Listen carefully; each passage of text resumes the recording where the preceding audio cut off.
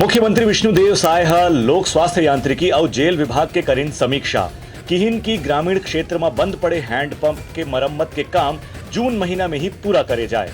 मुख्यमंत्री विष्णुदेव साय आज भी अलग अलग विभाग की समीक्षा बैठक ली। आज के दिन में लोक स्वास्थ्य यांत्रिकी विभाग के कार्य की समीक्षा करेगी। ये मौका में उप मुख्यमंत्री अरुण साव घलो मौजूद रही। बैठक में मुख्यमंत्री हकीन की लोक स्वास्थ्य यांत्रिकी विभाग के कामकाज के हिसाब से ग्रामीण क्षेत्र में पिए के पानी की व्यवस्था निश्चित रूप से पहला प्राथमिकता है।